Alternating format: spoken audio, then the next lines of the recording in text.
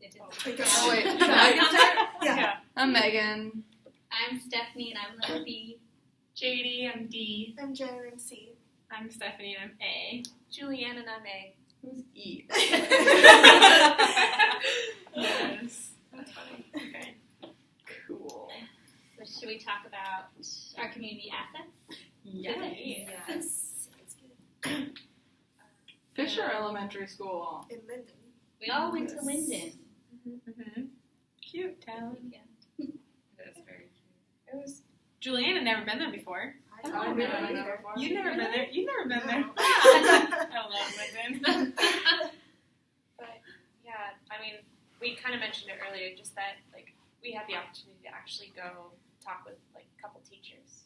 So that was really cool, just to get. And we talked with one kindergarten teacher and one fifth grade, so we got to see like the whole range Oh, nice, yeah. of just students. Mhm. One thing that was really interesting was that the fifth grade teacher that we talked with had 11 ELL students in her class. We have a Do full you know- classroom of 31 Okay. kids. That's such an overwhelming Yeah, number. and then General. even in the kindergarten class, each kindergarten class had ELL students. Like one had 5, one had 6, one had 3, and so it was diverse. But there still was a lot of them. We also asked what services they provide for them. Oh, okay. And they have a intervention specialist. Yeah. So she, she doesn't, she also works with other students, like special needs and stuff, but, Right. and she has a para-educator under her that's bilingual, Mhm. but that intervention specialist is not bilingual.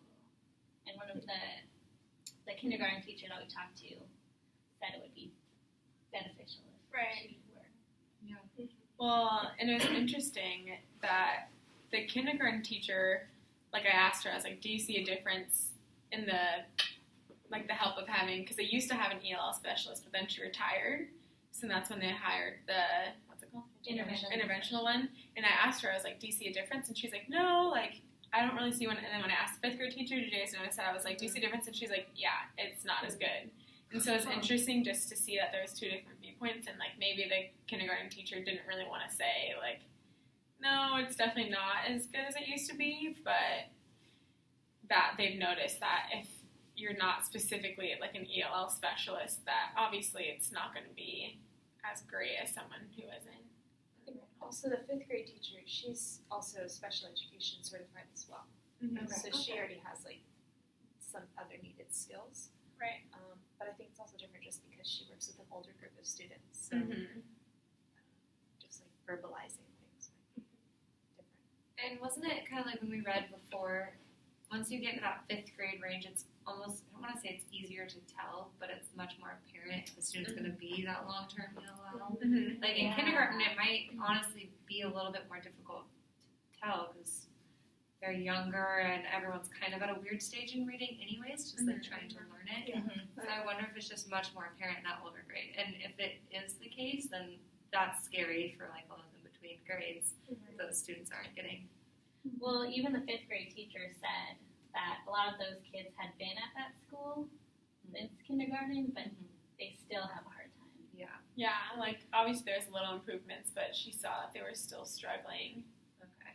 And then one thing that we asked, one thing that I thought was super interesting, and I don't know if we should talk about this in our assets map because it's not an asset, it's a deficit, but that,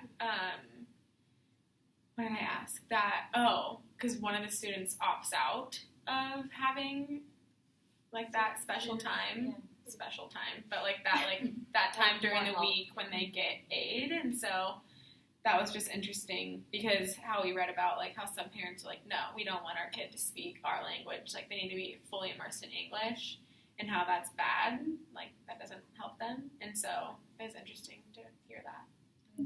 Do you know if it was the student's choice or like the parents' I think it was the parents' choice It because there was a kindergartner. Yeah. They're like, Okay, no, that no, makes sense. no. Okay. But then the fifth grade teacher was saying that those ELL students love the help, like they need it and they want it. So that was kind of cool to hear that they are actually like wanting to go with a specialist and get help. Well, it's nice that they can see the benefit. Like they wouldn't want to if they weren't benefiting somehow Right. from it. Mm-hmm. they also talked about how just their kindergarten numbers, like because they're having all their parents like registering right now for kindergarten next year, just that at the moment it's one of their lowest numbers. Well, it's all online. Yeah, because it's all online and they might not have access to internet. So they've actually had teachers go out into like fields and like communities just to talk and meet with people and Let them know Yeah. how to do it. yeah. Well, that is, I mean, that kind of ties in. They have a huge public library. We weren't able to go in when we went on Sunday, but It's closed on Sundays. yeah, everything, pretty much everything is closed on Sundays. Fun fact. Yeah, but I wonder, from where we could see, I wonder if they have a computer set up, like with internet, that people can come and use, or what. It would be nice to actually go in and see, or like look online at what their library system is like, because it's a pretty big building right in the middle of town. What else did we find? We kind of toured the town and walked around the school and kind of checked out the facility itself. We looked at like parks and the Y. That's right next to a park. Park's nice. We were a little bit confused about public transportation. Yeah, there was one bus stop that we saw, like a city bus stop, but there was a phone number on it, and I've literally never seen a city bus in London. So I think, There are like only one WTA bus that like goes yeah, up once ish. yeah. So I don't know. I mean, it's nice that that's an option, but like Is it a realistic it's option? not very accessible. It didn't seem. They didn't have any times listed or anything. It was just, Yeah, there was no like pamphlet for like bus route. It's like this seems unhelpful. yeah. Are you from London, Jenny? I'm not. Okay. I grew up like 20 minutes away from it, so like in the same district. Okay. Kind of, not school district, but played all the sports there, and I have a lot of friends that Where live did you there. grow up? I grew up, technically it's a Bellingham address, but I went to Mount Baker High School. Okay. Deming. Deming, yeah. Funny little area, but yeah. So that's where I'm from. Nice. Born and raised around this area, so yeah. And I'm dating someone that is from London and still lives in London, and so I'm there all the time. I feel like. Yeah. Nice. Oh, it was also interesting because like the intervention specialist doesn't have like a room or anything. They just have a part of the library. Like makeshift. Yeah, like a corner. And the students usually do their work online. It's a specific program. I forgot what it's called. Imagine learning. Imagine Learning. Something like that. Yeah. So did you say that they're only there for like the 20 minutes? 20 minutes 3 times a week. So it must not be that, because you can't get that much done in 20 minutes. And they're on a computer. So it's like you gotta log on and like Yeah, that takes up so much Get time. settled School down. computers. Mm-hmm. That's interesting. Yeah. I wonder if that's accessible. I don't know if you guys noted. We took a couple pictures. All the Spanish English signage around the school. Yeah. I thought that was really cool. Yeah, in the school library they had a section for Spanish books. We were wondering. We were were wondering like about really that, creepily yeah. trying to look at the It But- wasn't huge or anything, but it was like a good Yeah. size. And like you said, I was like, well, it's small, but you're like, at least they have it. Yeah. asset. Mm-hmm. Just like I guess in kind of bringing it to the post, like in connection with watching Precious Knowledge was like I don't know anything that really was there anything that like really stood out to you like as a connection between them? I did notice when we were kind of creepily looking through all the windows in the school. I think in the 5th grade wing, there was kind of like a drawing that a bunch of students had put together of that book, Si Se Puede. Si Puede.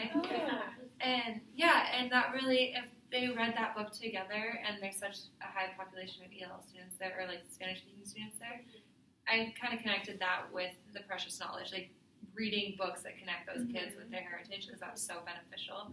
And I think like just the assets map in general, I sort of assume that the people that started that program in Tucson must have kind of done a similar, like looked at their community, looked at their demographics, and saw like this is where we need to improve, and incorporated that program. So that's kind of like, that was the big piece that I saw at the school that brought me back to the video that I thought was kind of cool and important. They do have a large population of Spanish speakers, but they also have some that speak Mixtecan. and Which is Russian. what's the one that's a dialect of Spanish? That was Mixed The mixed typo. typo. Okay, gotcha. And then some students spoke Russian, Mm-hmm. and they said they also had some Punjabi. Yes. Okay. Mm-hmm. I think, yeah, just important to make sure that like whatever they're learning is applicable and it can be just that the students can see like how that plays out in their lives. Mm-hmm. But it was really interesting. But yeah, probably go up there again. Check it all out. Yeah. It'd be neat if we could talk to the intervention specialist. Oh my gosh, that'd be super did cool. you? Oh, we might email her. Did you email her? I don't know. Or no? We You're can gonna email. yeah, Okay. there's that program called Strengthening Families. Families, and Joy told us to look it up. And we didn't know what it was. My roommate volunteered with that program before, and what it is that I don't know who the program is, but it's in Ferndale, and I didn't find one in Linden. And so Joy might have brought it up just because, like, obviously you could drive to Ferndale and go to Strengthening Families if you have a car.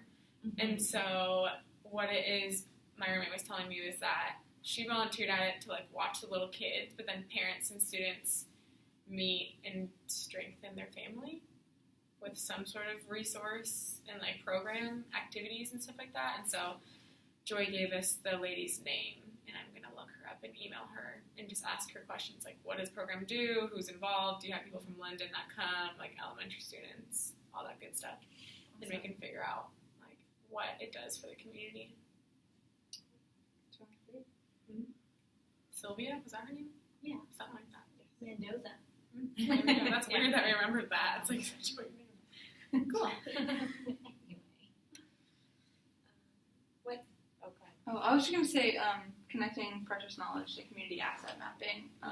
It's just that one of the ideas that came to me from watching purchase knowledge and trying to think about community asset mapping as a part of that is that it took community assets to create that Mexican American Studies program, but that Mexican American Studies program then like became a community asset.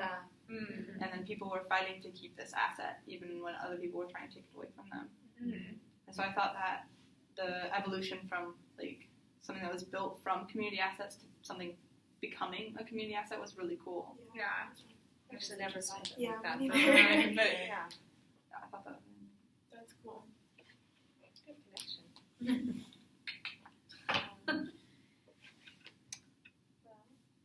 Should we go on to the second part? Yeah. What did you all think of the two articles? Super interesting. I have read Vygotsky before in a previous class, so it was a good refresher. But I definitely am very interested in his theories, and I think there's a lot of merit to what he said and the studies that he did. So I really enjoyed reading it. Do you guys feel like how he emphasizes that the social aspect of learning is such a big deal? Like, do you guys feel like you've noticed that in your own lives? I think it's huge. We gain so much. I don't know, I think we remember the experiences we had over the facts that we learned in a classroom. Mm-hmm. And that's the way I think about it. And reading that, it just makes it very clear that, yeah, those social interactions, they teach us how we want to present ourselves and who we are. And it kind of goes back to the identity thing. And, I think that the emphasis there is, I would agree with him in that sense. I would say I agree with him in some of the things that JD's talking about, but then you also run into the problem that, like, you have one, like, severe ELL student in a classroom, and he or she may not learn. They may be getting the social aspects, they may not, but they're not learning what they're said in the classroom to be schooled in. And so you run into that problem. And if you have the resources to help the student and help them get that schooling in that educational setting, like, that's great, and that model works. But if you don't devote the resources to doing that, that model isn't going to work. So you also have to have, like, a focus on, like, making sure that you're devoting the right resources and enough resources to making that model work, which I think is one of the flaws in that current school system. So Yeah, there's definitely a hidden curriculum in classrooms that kind of mirror the larger society. So, like, students are taught we have to, like, sit still, hands to ourselves, pay attention. When they do better being more active sometimes, like, they can focus better. So I don't necessarily think, I mean, I agree with you that mirroring the larger society is necessarily a good thing for all students. I think I was reading in the post when you brought up just that. I just thought it was interesting when you brought up that, like, separating the students when they are learning, that each student is getting a different kind of input, and like their environment is really affecting them. So just like their views on like whatever they are learning, or just even like American culture, that's completely different than another classroom. You worded it more eloquently in that way, but it was really interesting. What was your question was, or but you were looking at how might the status of the current U.S. educational system, one's citizenship, documentation status, and language learning in schools be interconnected, and also barriers. Yeah, definitely. That was my section, so I read it a couple times and just came to the fact that the central thing that he was talking about in that section was if you separate them, they will, by definition, have different inputs and therefore be socialized differently. Whether it's by class, whether it's separating ELLs from regular students, whether it's separating boys from girls, like they're going to get different social inputs, and you cannot help that if you separate them. Which was one of the bases in that section for his argument on not segregated classrooms. Was if we want them all to get the same schooling, which he defined differently than education, want them to get the same education and the same schooling, because you can school two different classes and have them be the same, but they'll have different educations because of the social aspect, which adds on top of the schooling. They might have the same schooling, but they'll have different educations, and if you separate them, you can't stop that. So that was pretty neat. That was my section. He also talked about like the importance of having like pairs work together, and I think the way he worded it was something like having a more competent learner with like a less competent learner, so that they like the more competent can help bring the less one up, and like that kind of just reminded me of like some of the things that we saw in the other article. Just what was it? Well, even the example with the mom who was like singing to her son, like that was helping him acquire language because she already had that like knowledge of the language, but in singing that was like kind of bringing him up. Yeah, that is also tied in with what the zone of proximal development is, which was what I wrote about. And basically that zone, it's the area like where the student is competent and is potential to grow. And so that's where he says like it's really important for like a more competent student to work with and help this other student to help rise that student to this level. And then to then have this student that's here be with this student that's here, and they'll help each other rise to that level. And having those students work together, and also like the role of the teacher or the adult in the situation, or whoever is like the person that's pushing the other, is to sort of scaffold ideas and guide the thinking to push students to have to extend their thinking rather than ask those questions like, why did you think that, or like how did you get to that answer, or what do you think if you tried this next, just kind of not giving anything away but guiding them to the next step. So that was definitely like part of the goal of working in pairs, and what Vygotsky thinks is important in a classroom as students learn, because how did he word it? Learning takes place when we're above our potential. It was worded in a certain way. I'll see if I can find it. But real learning only takes place once we've extended our thinking beyond what we already know. Do you think that could be applied maybe between grade levels, like having fourth graders tutor third graders in a subject that third graders are learning?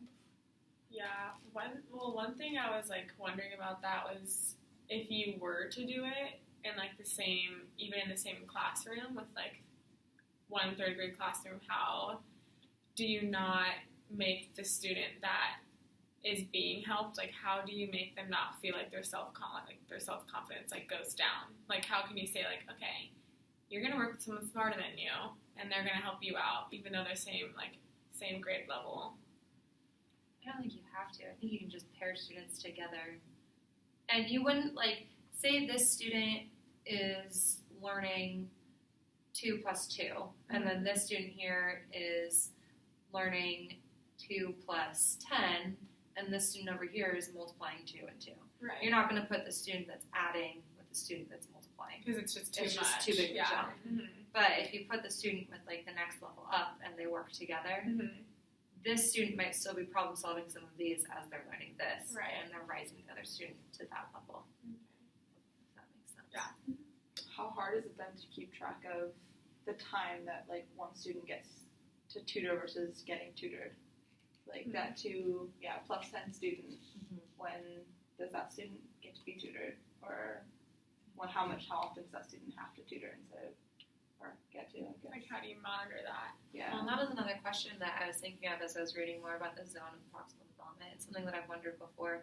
When I first learned about it, it's like, how do you really know what each student's zone is? Because everyone's going to be in a different place. Like, that's a lot of... Yeah, there's a lot of assessments that you can do. Oh, like, yeah. I know through Woodring, I've learned a lot of, like, for reading, there's these things called running records, and you know what reading level they're at, and then Right. different math assessments.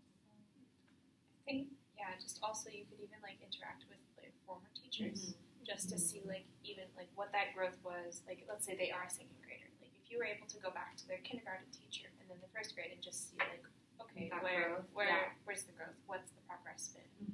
That would probably help as well.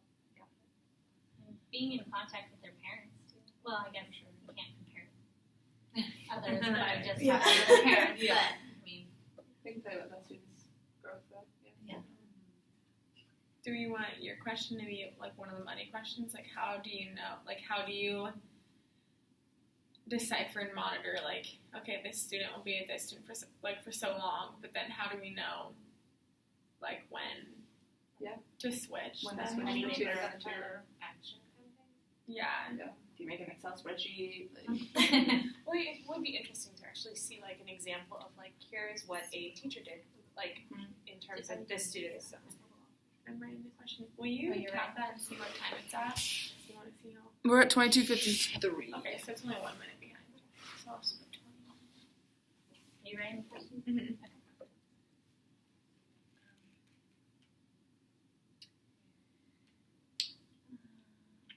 yeah, definitely. That's definitely a question. Like you said, it would be nice to see a teacher who's actually like implemented that Yeah. on a regular basis in the classroom and to see how they implemented it.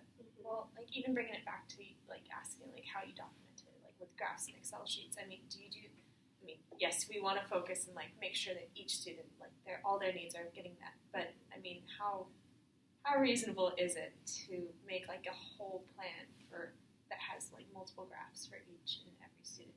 I mean, I recognize that it is important to know your students, but like how do you go about like making sure that you're giving like each student the needed amount of attention for that? Especially in a classroom of 31 with 11 ELL students. Right. Oh yeah. Yeah. My goodness. And I don't think she has a para-educator in her class or anything. No, she has like She has a a Western Western student student. who does their practicum with her, but like, They just started the program. right. I mean, it's extra hands, but I mean, you're gonna get pairs that don't work too. I mean, I know I've been on both ends of this spectrum. I've done the tutoring and I've been tutored, and I've been tutored by great classmates who are really great at tutoring. And I've also realized that like in 3rd grade, I was an awful tutor. My teacher paired me up with a lot of the time with this special needs girl we had in our class, and to the effect of like, this girl like couldn't or wouldn't do her math homework no matter how much help I gave her, so I would just do her math homework and fill it in for her. Like, and that girl wasn't learning anything from me, and I knew it. But I mean, I also wasn't going to stay in recess and do it for her. Can I ask, like, were you chosen or did you volunteer for that? I did not volunteer for that. The teacher just. I was the top of my class in 3rd grade, and I was done with my assignments early, and the teacher just made me do it. She was like, okay, like, you can't go to lunch until, like, you and Nora are done with your math homework together. And I was just like, are you kidding me? Like, I'm hungry. I'm a 3rd grader and I'm hungry. Like, I'm not going to miss lunch.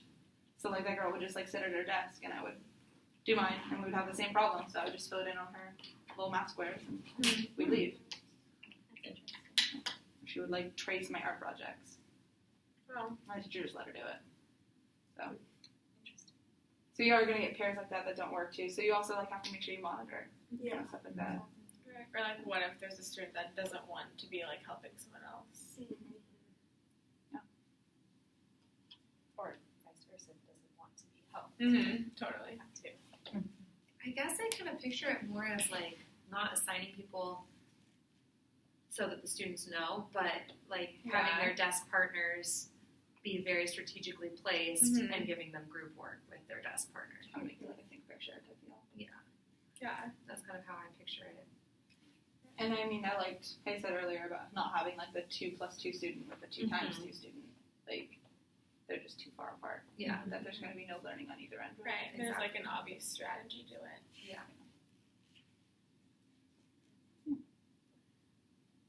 Is there any other pieces from Vygotsky that we would like to jump on?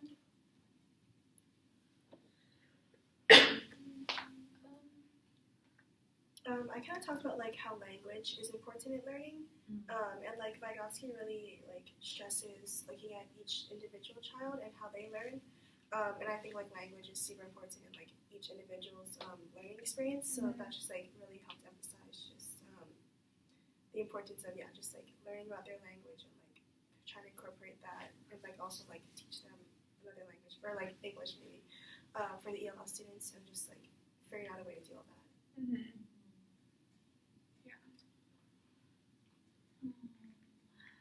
I think in like what you were writing, I thought it was interesting. Like I recognize that like language is a way that you can convey information, but I didn't realize that like the way you can. It seems obvious, but I didn't like realize that the way you convey it can be different across cultures. Like because in that article with the, I don't know if I'm saying it right, Piraha. Yeah. How do you say it? It's like That's the R and the D. The R's and D. Yeah.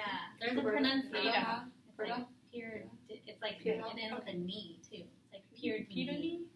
Pyrenees. Ah. In the article where they're with the tribe, just what was it like when they were talking about the bug example, just that they're like the way that their language is constructed, it's so focused on like what I'm observing at that moment in time. So the fact that he was like putting bug spray on as a precaution for the future, that just didn't click, didn't work in that way. Didn't have words for it. Didn't have a concept for it. Yeah. Yeah, and I really liked how it was worded. Like bugs are just a part of life. They wouldn't think that they're a nuisance. Right. They're just there because they're just really in the present. There's not a lot of memory, not a lot of like future. It's very interesting.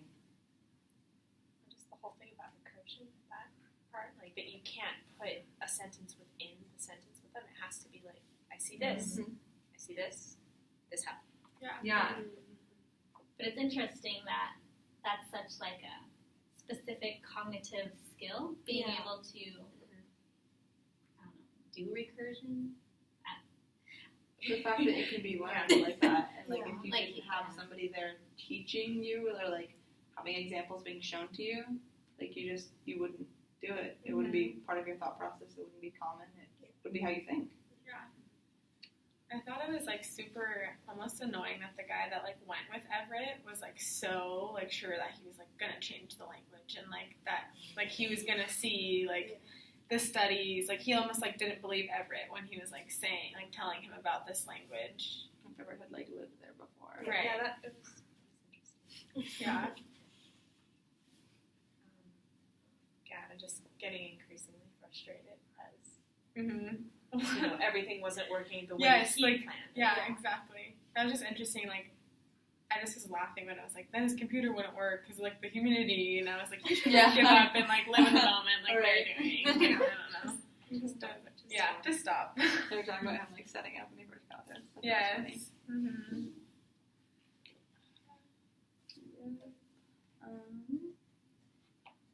That was also cool how when Everett like invited the tribe like to watch a movie at his house and like how they connected with that a lot, because it's like, okay, like that's one thing that their culture like they can kind of understand, and so that was interesting.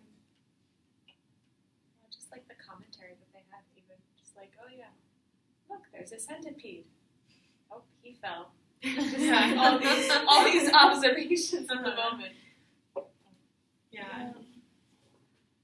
It was also interesting that they looked at other people's languages. Well, they referred to them as crooked heads. Yeah. Mm-hmm.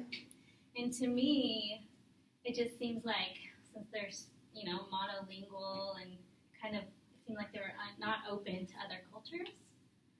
So like I don't know, I wrote about this, but You did. I remember reading it. yeah, I was thinking it's almost like a closed off mindset. Where Yeah.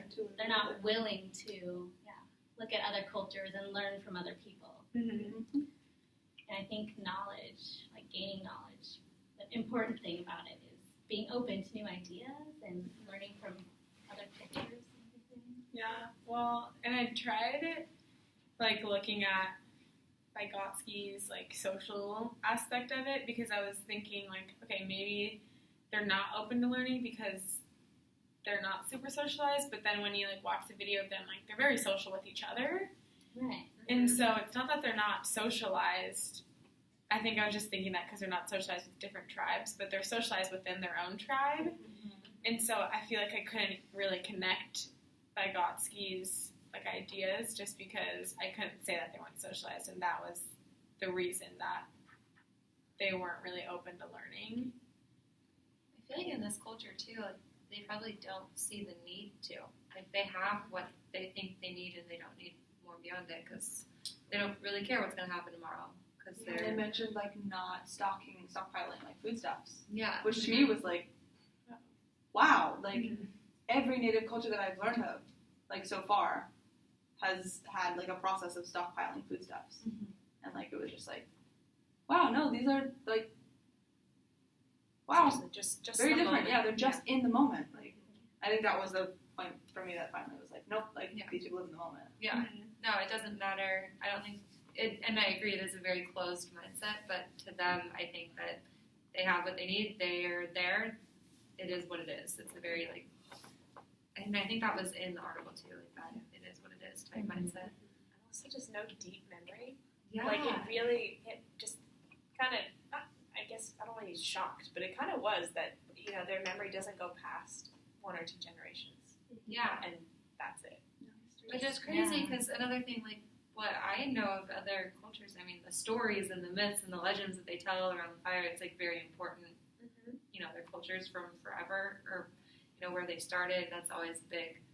That's what people like to talk about, like cultures, and yeah, they just it's very interesting. Well, and a lot of their culture in general just really fascinated me. Like I think was it you that wrote about? I think on one of your posts, they have no numbers and no fixed colors and no deep memory. Oh yeah, no deep memory and all that whole list of things that you wrote that they just don't have in their language, which to me seem almost necessary because I use those things all the time. Yeah. And I can't imagine just not even having them. Well, like when what was he putting down? Was it like, they were like hooks kind of? I don't know what they were.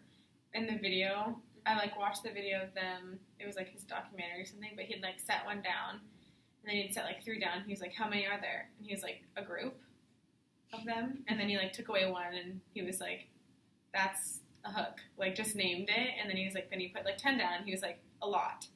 Like there wasn't, I don't even know if he used a lot. I think he just said like a larger group of them. Yeah, how It they was had 1, numbers. was it 1, 2, and then that was like the most they could do. Yeah. It was like some, or like a little bit more. But they don't even use the word few. Well, it's funny they wouldn't at least go to 10. Yeah. Because like your fingers, yeah. Or like how they talked about how someone asked like, oh, well then how does the mom know how many children she has? Well, she just names her children off. Like she doesn't count them. She just says like, oh, Jessica, Sam, and Kyle. and then she knows them by their faces. She doesn't say like, I have 3 kids. She goes, it's like, how many kids do you have? Jessica, Sam, and Kyle. That's how many kids I have. Yeah. Just interesting. I guess the how many kids you have question wouldn't even come up. Right. No, Yeah. that Like probably doesn't matter. What Yeah. kids? How many What kids are yours? It's irrelevant. Yeah. Is this one yours? Was that yours? Yeah, Yeah, this fine. Well, I guess it's just interesting that would be cultural for us. Like all these questions that we Yeah. think are just Yeah. like straightforward, like everybody does it. They don't. It's just Not it's Different ways of knowing. yeah. Yeah. It was a really interesting article. It was. Mm-hmm. What did you guys think of? I know my aspect was a lot of the language theory and the difference between the language theory of Everett and Chomsky.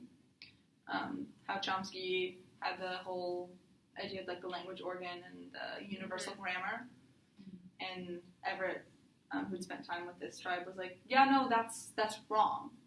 And I have all this evidence for this tribe, and that's like they don't fit. And his was completely different. His was based on like language is culture. Language is culture based, culture grown. Like there's no internal universal grammar that every child is born with. I'm not sure how much you guys thought about that part, but just the 2 different theories to me were really interesting because you can see how both are really believable and understandable given the 2 different contexts, and you can see how the controversy could spread up real hard and real fast. I forgot who it was. Somebody wrote about just the fact that it was interesting just that there were all, because we were reading, there were all these different linguists and all these different educators and professors who they would publish things together, and then one of them would say, oh, no, that's a mistake, and then they'd go back, and then somebody else would come and write a paper correcting what they've written, just that, I don't know, it helped emphasize for me that there really isn't like one specific way that just covers everything, because languages are so diverse. But yeah, I just had to laugh a little bit at like all these different people who kept writing papers on other people's work, like this is where you were wrong, this is why, and it's a big deal. Like, no, that's where you're wrong, and this is why. It's just like a circle. I just like that definite, like, the link, again, that Everett made between culture and language, which is what we've been talking about from the very beginning. Right. So I just thought that was pretty neat.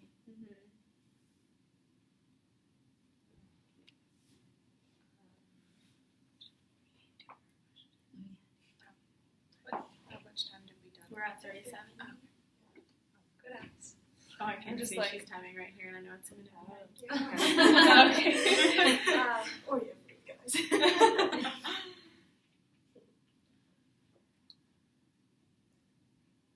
I guess this isn't really a money question. It's just a question. So did they, because this tribe was so really unwilling to like adopt or learn about a new culture, I'm guessing that they probably like maybe nobody has tried to go the other way and learn English. Nobody on the culture? Well, yeah, I was wondering, like, Because Everett made the Like him and his wife. he and his wife went, and they're still in the process of learning, but they can converse right now. yeah, But I was wondering if it had gone the other way, if like they wanted to be taught. Why would they see the need? I guess Yeah, I wouldn't think of that at the Yeah. moment. Yeah. Right now we can converse. I don't see a problem. I wonder how their like psychological health is, because like in America we're just like stressed about every single detail and excelling in education. Culture And, and psychological health. yeah. And just want to be the best at everything. They don't have, like, You a have to worrying keep world. going. Yeah, but they're in the moment. There's no need to develop more than what they already have, or not thinking about the future. I wonder how that affects students in American schools. Like, if you grow up at home with like a different culture than my culture, like, how does that affect the way you approach problems in schools? I mean, obviously this is an extreme example of a difference between cultures, but I mean, we've talked about different ways of knowing. How does? Never really thought about how that would affect your psychological health, just because of the way you face problems or challenges in school. I like that question. Write it down.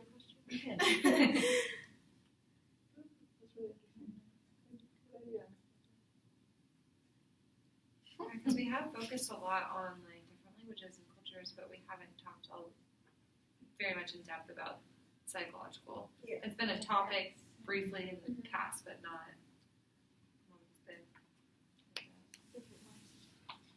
Did the tribe that speaks the language? Language. Did they have like a specific name? Like what did their like? I know they refer to them as it's tribe. I'll just Like some name. and the Amazon tribe. I don't remember. I just remember they just kept saying like their language. Language, yeah. Were they referred No. to as? The plural people is what Is that how they were question. Or did they just refer to others Oh. and not themselves? I don't Here have it a is. specific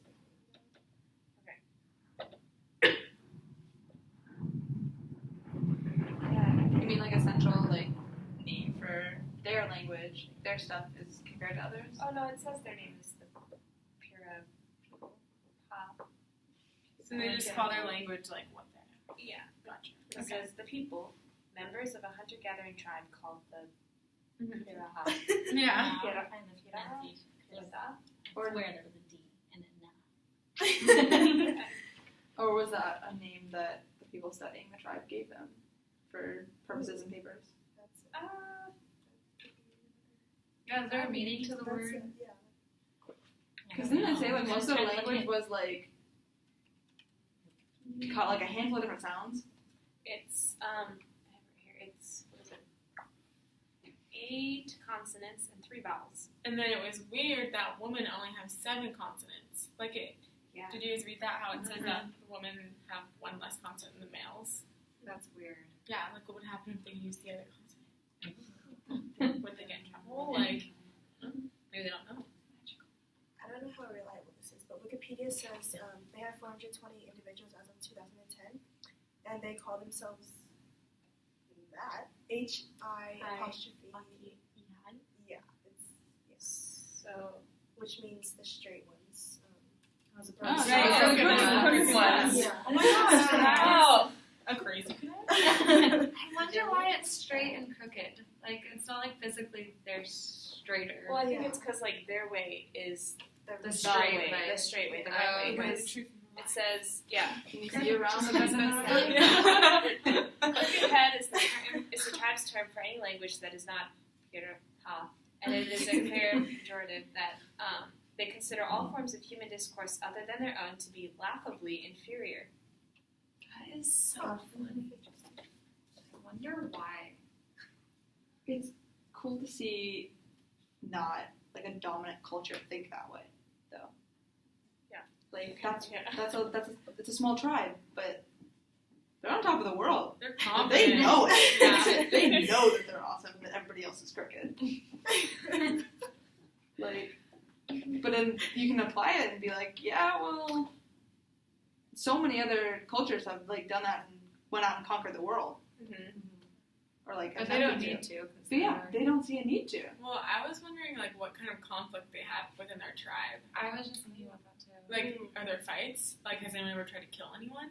Like, because that was like never mentioned in the article, and so I just wonder like that kind of goes along with the question before. Like, since they don't really have like much worry or like stress like we do, like, do they have any like big issues? Could do so much research on human nature. Yeah. A tribe like that. Mm-hmm. People who live like in the moment. Okay, pronunciation. Pitahan. Pitahan. Pitahan. Pitahan. There's no D in that word. Oh, I thought you were talking me. Oh. You're like, yes, Yes, I I'm saying something.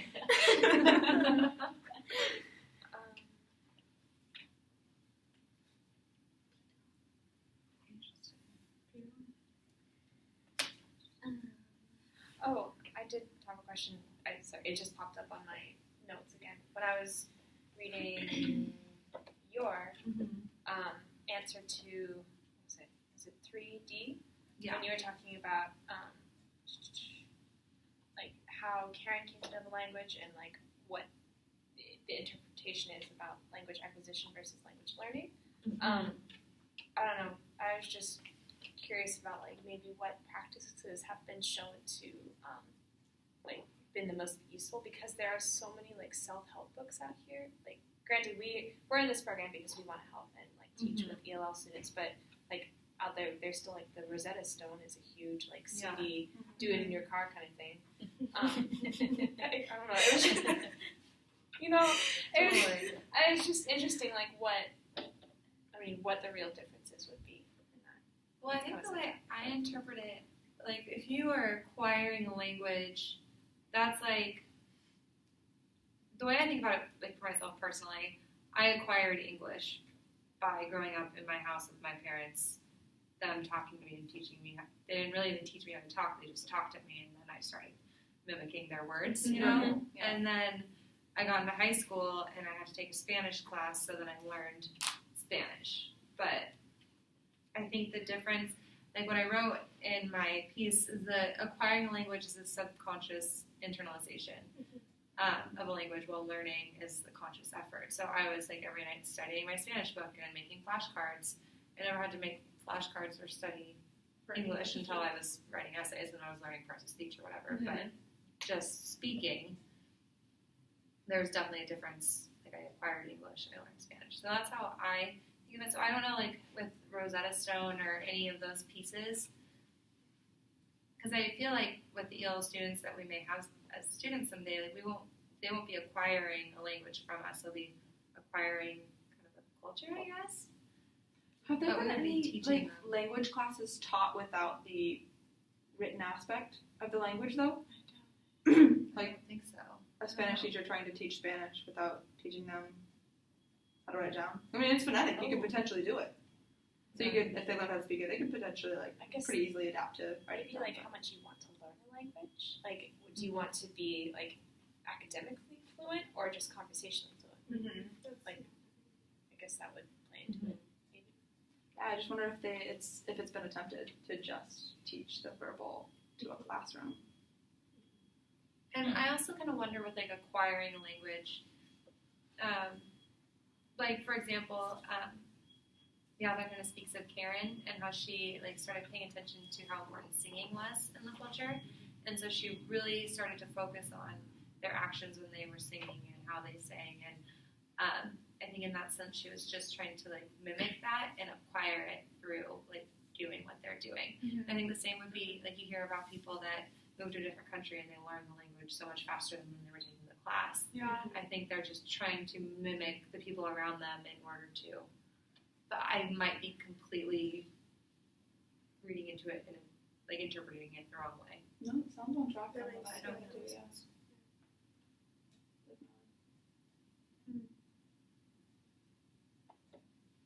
Yeah, it is a very interesting concept because there is a difference between acquiring and learning, but it's just where is that difference and how can you accomplish one or the other? Because I would say that acquiring a language is definitely more beneficial, right?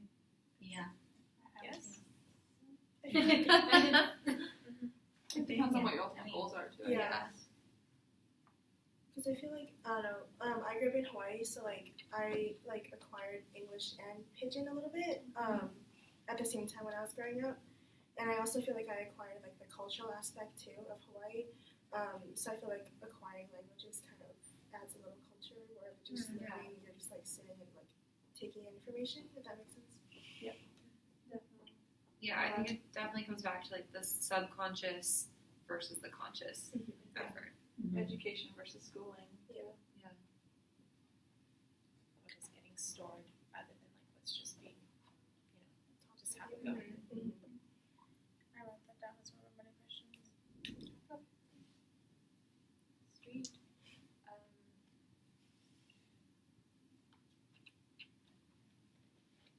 Was there like any point that, or I don't know, specific topic that anybody wanted to talk over about, like from their sections or topics? Jigsaw. Yeah, that word. We had the same one. You already kind of brought it up. It was just like what was like apparently different about the language, and we talked about like numbers and colors and memory. I really liked in my section just thinking more about the songs and how Karen said she could see the different parts of speech. It would be really fascinating to see what that actually looked like, just within their songs. And I really like the idea of, like, they teach their children the language just by singing repetitive songs. So, like, the kids are just playing around, but they're hearing the song. And after a while, I think maybe you wrote about it, like, when you're hearing that song in the background, did you say something about the Disney songs? Oh, yeah, because they asked for personal examples. And I just thought about, like, growing up, my parents would put on, like, the Disney medley, like, VHS tapes. And so that just got, like, ingrained in me. Right. Yeah, and you probably could still sing some of those songs today. Like, Yeah. Did you guys ever hear about Missoula Children's Theater? yeah. Were you ever in one? I think so. I did Sixth grade. I did a handful of them growing up at different ages. And it's a traveling theater group. So a pair of people drive around in a truck to different places. Oh. And every week they put on this huge production. Yeah. With children. Yeah. Ages like 5 to 18. And it's a huge musical production. Like, it's big. Yeah. Like imagine your cumulative school play all year that you train for. Oh, wow. And they teach it in a week. And everybody knows their lines. Everybody's memorized. All the songs The are whole memorized. school together? They do kinda have schools, they do try out. communities. Yeah, they have tryouts. They have a set number of roles. Okay. But they do the entire thing through like rhythmic song. Mm-hmm. And I still know the songs. Wow. Some of these things. Like, I could sing them right now if I wasn't embarrassed to sing in public. Like, in front of you guys. But yeah, so what you're talking about, like, Yeah. definitely, like, the rhythmic, like, just being ingrained. Like, they would sing it even when we were just, like, they'd be singing while we were, like, eating lunch, taking our break. And they'd be, like, singing the song that we just sang, and we're like, oh, Yeah. eating lunch. But, like, yeah, definitely. Yeah. Just something about, like, the melody and, like, the fluidness of the words. Like, it just, you know, it's like Yeah. when you hear a beat, you just automatically just, like, Right. you know, Yeah. start going. So, yeah, it's interesting. Like, it's hard to study for a test, but then we, like, have memorized, like, hundreds of songs, and we can just, like, whip out the lyrics out of nowhere. And it's like, why can't I do that with, like, my math homework? Sing. Yeah, definitely. Quadratic equation. X equals negative b plus or minus the square root. Yeah, okay, yep. Yeah. And so it Never was, was. Yeah. Yup. I remember that. That stuff, like, is my Yeah. Learning tools. Yeah. Songs for everything. And then I have to get comfortable singing. Yeah. Someday. Sidetrack, but like my group, my school, we had like a pie competition because it was Pi Day. So if you could go, like, say pi up to like 100 digits, then you'd get to pie a teacher in the face. But like it was just interesting to see all the ways like people could memorize. So one person did it by memorizing a story.